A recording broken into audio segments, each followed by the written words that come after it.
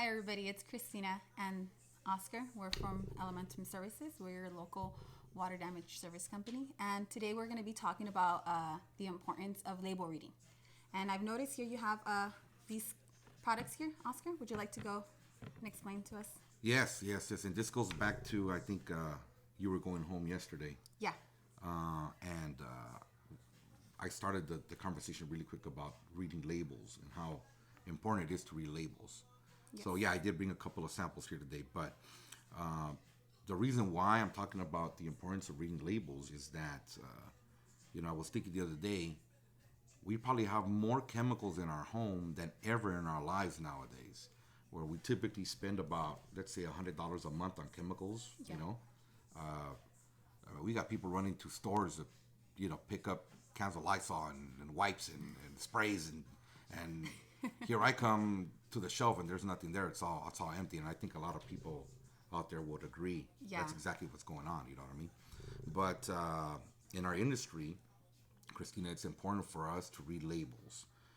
Why? The reason is that we deal with chemicals on a daily basis.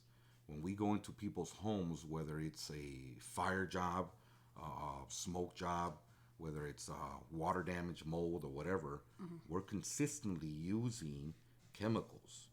And as a standard in our industry, we have to understand what we're reading.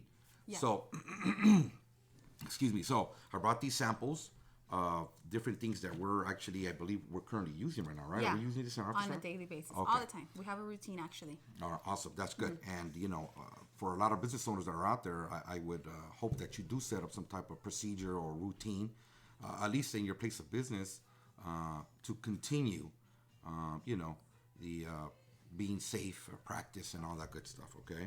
But just simply, and explaining to all you girls in the office was, we have to read labels. Labels is it's the main thing now. Like in this one here, this is just a generic brand of wipe, a disinfecting wipe. But if you read the directions, and this is something that a lot of people don't understand, how important this is, that we stay informed in regards to what we're using at home. It's important. So, for example, on this one here, For example, I had a question. yeah. Are all chemicals created equally, or how is it that works? Oh, good question. Well, again, I'm not a chemist. I'm not a scientist or nothing Yeah. like that. But in our industry, knowing and dealing with the chemicals that we use, not all chemicals are created equal. They're not. They're far from it. Okay. Some can be very similar, but some are not.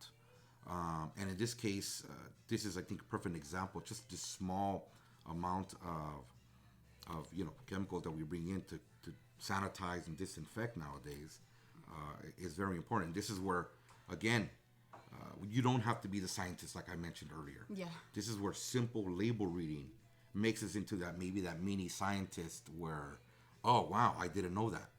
Okay, because I'm so used to doing this repetitive. So Yeah. and this disinfecting wipe, just really quick for me to read it. It says, and again, I'm reading the label. It says to clean and disinfect / virucidal, and then it says directions. And let me see if my glasses here kind of help me out a little bit. It says wipe hard, non-porous surface with wipe until surface is visibly wet. Use enough wipes to keep surfaces visibly wet for 4 minutes. Okay, that's what this one talks about here.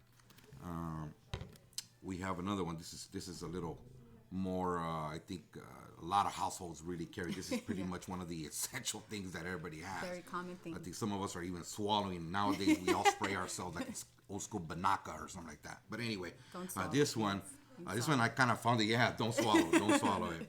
And that's that'll be a whole different discussion of the day. Do not swallow these chemicals, people. But this one, let me see if my glasses actually work here, because this print is even smaller. But in the directions for use, it says to disinfect, it says surfaces must remain wet for 3 minutes, then allow to air dry. I'm sorry. Yeah. I had a question. I'm new to this whole entire industry, and I've noticed that in a lot of things it says dwell time. What exactly is dwell time for these chemicals? Excuse me. Again, going back to what we're reading in the labels, dwell time pretty much is the time that the chemical has to sit on a specific surface in order to do its job. Okay. In simplest forms. Yeah. And that goes back to what I just read on the labels, where this one said this is a couple of seconds. This is a couple more seconds or less seconds.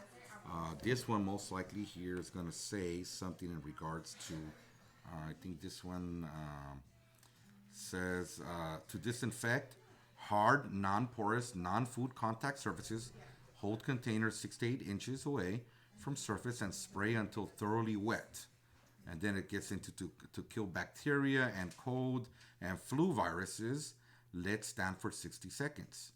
And then it finalizes the instructions where it says then wipe with a cloth. But the main ingredient here is to pre-clean heavily soiled surfaces, which is, again, another topic of discussion for maybe down the road. Anyway, I figure that just simple samples of the stuff that we have in home right now, and a lot of us might have a whole army of much more chemicals because, it is what it is. That's what the times have done with a lot of us. We've run into the store and just grabbing everything, and we might not even know what it is. But at the end of the day, whether you're aerosoling, this is an aerosol, these are wipes, these are our sprays, they all have instructions. It's not as simple as just spraying it and sometimes letting it sit there. Follow the instructions. If that's what it says to do, then so be it. If you're using a wipe or a spray, allow the dwell time. Okay, allow the dwell time. When you put on a chemical, even in our industry, when we put on a chemical, we have to give it the allotted time to sit there to activate. Yeah. Once that chemical activates, then it deactivates. Like say if we're using a viricide, then the virus, it takes about, some in our industry are from 2 minutes to 10 minutes dwell time to kill the virus that we're dealing with. Yeah. Stuff like that. Okay. So pretty much, for easy, pretty much a self-explanatory example, dwell time pretty much means, for my bakers out there, yeast. Okay. So when you're going to bake a bread. Right. You need the yeast to sit there and pretty much expand. Okay, in order makes for you sense. to fully. So that's pretty much what dwell time is. It's you let it sit there and you got to let it pretty much sit and work its process in order for it to be able to work. Okay. All right. Perfect. I'm not a baker, but yeah, makes sense to me. That's my way of understanding it. Okay. We learned something new. You're a baker. Alrighty. Well, any more info you would like to give us on these products? No, chemicals? that's pretty much it. I don't want to really bore anybody, but at the end of the day, read your labels. Okay, it's essential to read the labels. Don't think sometimes we're just stuck in the routine that we've known since we were kids. Believe it or not, it's important to read these labels. So that's the main thing. Read labels, labels, labels. Okay? Okay. Alrighty, everybody. That's it for this video. We're going to start calling this our Table Talk with Oscar. So stay tuned, and our next video would be about the porous and non-porous surfaces. Oh, that's good topic to talk about. Yes. Alrighty, everybody. Have a good day. Bye.